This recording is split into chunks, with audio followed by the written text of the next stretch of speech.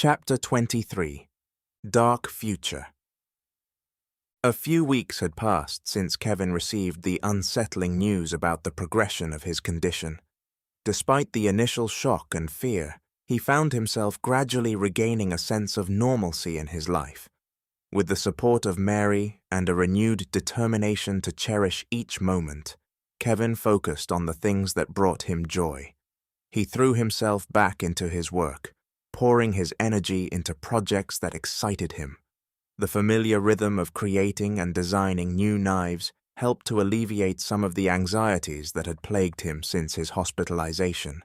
Kevin found comfort in the process of bringing his ideas to life, immersing himself in the world of creativity. Even the time he and Mary spent together in the evening meant more to him as they would retreat to their cozy living room, indulging in their favorite TV shows. They would laugh together, getting lost in the fictional worlds on the screen, momentarily escaping the weight of their reality. In these moments, Kevin cherished the simple pleasures, finding comfort in the presence of his loved one and the shared moments of happiness they experienced together. Even their playful banter returned, as Mary would shout to Kevin in the other room, after pausing their show, to retrieve something from the kitchen or use the restroom. "Better not hear you truck start up," referring to Kevin mysteriously leaving without warning. Her playful remarks followed up by Kevin picking up and throwing his key back down on the table for her to hear, before replying, "Wasn't thinking about it." The humor was their way of dealing with the uncertainty of Kevin's condition that still lingered in the background. He refused to let it consume him entirely.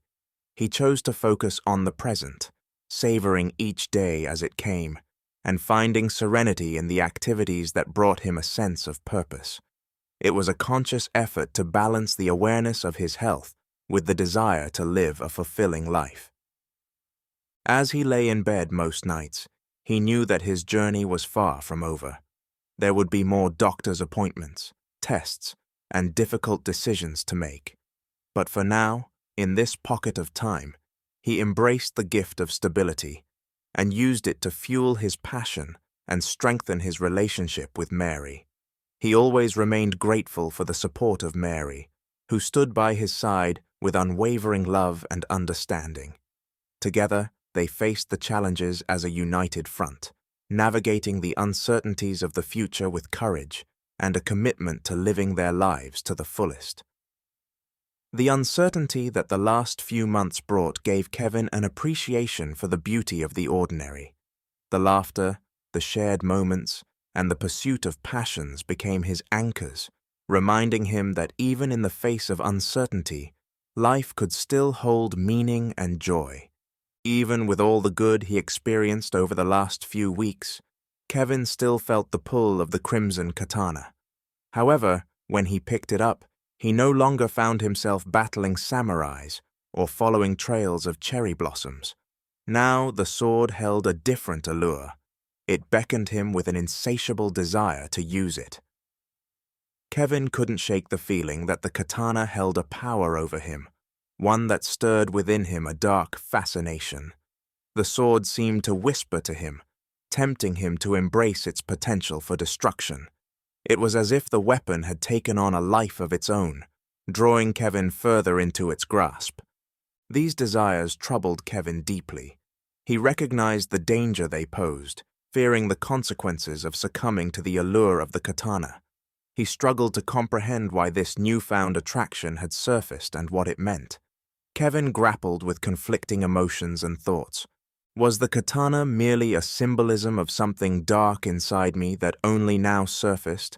What is its significance? Was it a reflection of my inner turmoil, a manifestation of the darkness within me? Or was it a catalyst for self-discovery, pushing me to confront the shadows he had long ignored? These questions weighed heavily on Kevin's mind, challenging his resolve and pushing him to confront uncomfortable truths. He delved deep into introspection, determined to decipher the nature of his attraction to the crimson katana. With the crimson katana always at the forefront of thought, Kevin came to the conclusion that it represented a duality, an embodiment of both light and darkness. It symbolized not only strength and empowerment, but also the potential for destruction and harm. The draw of the sword was a test of his character, a reminder of the choices he had to make and the path he wished to follow. At least, that was his conscientious after listening to countless podcasts on spirituality and the human psyche. While hammering away on a hot piece of metal, Kevin caught a sight of something moving in his peripheral. Upon taking a closer look, he couldn't restrain the smile upon his face. Mary. Standing in the doorway, Mary had been quietly watching him work. "It is so good to see you working hard. How you feeling?" she inquired. Before she had started speaking, Kevin had placed his hammer on the anvil and began removing his gloves as he walked in her direction. "Well, let me show you beautiful," Kevin said, sliding one hand around her waist, with the other caressing her cheek as he went in for a kiss. "No, no, no, you are all dirty and that isn't why I came out here. Back off, Buster." Mary giggled after giving him a kiss and pushing him back. "Oh, you never let me have any fun," Kevin pouted. Oh, then what do you call last night?" Mary said, while crossing her arms. Rubbing his head as if attempting to remember something just out of reach, Kevin replied, "I don't know. Not sure if you know this or not, but I have a dark spot on my brain, and well, I have a difficult time remembering things. Care to refresh my memory?" He followed it up with a wink. "Well, that isn't going to happen. The reason I came out was to get you so we can go get groceries. You haven't been out since returning home from the hospital, and it's not good to just stay here all the time. Plus, we are out of treats for tonight," Mary informed him, while showing a little sassiness. Kevin agreed, appreciating the idea of spending time outside the confines of their home. It seemed like a simple yet delightful plan to reconnect with the world beyond his projects. They made their way to the grocery store, enjoying each other's company while strolling through the aisles. As they reached the dairy section, a man accidentally bumped into Kevin. In that instant, Kevin was overwhelmed by a flood of visions, each one depicting heinous crime committed by the man. The sudden onslaught of darkness caused Kevin to feel faint, and Mary, ever observant, noticed his distress. However, instead of voicing her concerns, Mary chose to remain silent, unsure of what had triggered Kevin's reaction. She decided to proceed with their shopping, not wanting to draw attention to the unsettling incident, but by observing his medical condition. As they continued shopping, Kevin's gaze remained fixated on the man, who was now moving away. "All crimes are punishable by death," Kevin said lightly. Mary grew very concerned at what she thought she had just heard, but wasn't sure if that is what she heard or just looking for signs of something wrong. She began to wonder if taking him away from the house had been a good idea. Kevin watched as the man walked away. Cherry blossoms fell in his wake, creating an eerie and unsettling atmosphere. In that moment, a sinister smile crept across Kevin's face, an expression that Mary had never seen before. It sent a chill down her spine, leaving her with a sense of unease. Mary's mind raced with questions, unsure of what had transpired and what it meant for Kevin. She knew that something had shifted within him, awakened by the encounter in the dairy section. As they completed their shopping and returned home, Mary couldn't shake off the feeling of apprehension after witnessing the smile Kevin had presented, one that looked so unnatural it couldn't have been made by a human face. Unbeknownst to Mary, Kevin's mind had been stirred by the visions and the revelation of the man's dark past. To Kevin, the secret trail of cherry blossoms that followed the man symbolized that of consequences left in his wake. The sinister smile on Kevin's face hinted at a newfound fascination with the darkness, an inclination to explore the shadows lurking within his own soul.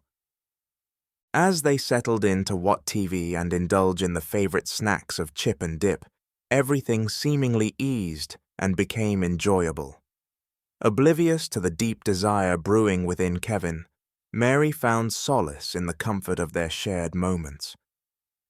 As the night progressed, fatigue took hold of them, and they retired to bed. Mary drifted off into a peaceful slumber, unaware of the restless thoughts plaguing Kevin's mind. Under the guise of darkness and silence, Kevin quietly slipped out of their bedroom, tiptoeing his way to get dressed, then out to his workshop to fulfill the strong desire to hold the crimson katana that had wielded a strange power over him. Its attraction had transformed from battles with samurais and trails of cherry blossoms to a burning desire for justice against someone Kevin deemed deserving. Little did he know that the supposed connection he felt with the katana was built upon falsehoods and deception. With the sword in hand, Kevin climbed into his truck, the engine roaring like lions as he set off on a path guided by the cherry blossoms. Oblivious to the treacherous journey he had embarked upon, Kevin's determination grew stronger with each passing mile. Unrecognizable to him, the katana held secrets untold, secrets that would unravel the very fabric of his beliefs about their relationship. The true nature of the sword and its intentions remained concealed, leaving Kevin oblivious to the dark forces he was to soon discover. For now, Kevin ventured into the night, chasing the cherry blossoms that danced in his wake. Mary slumbered peacefully, unaware of the path Kevin had chosen, fueled by a distorted sense of justice. The night was pungent with uncertainty, and as Kevin pursued what he believed to be an honorable quest, the truth lay dormant, waiting to be unraveled, and the consequences of his actions loomed ominously on the horizon.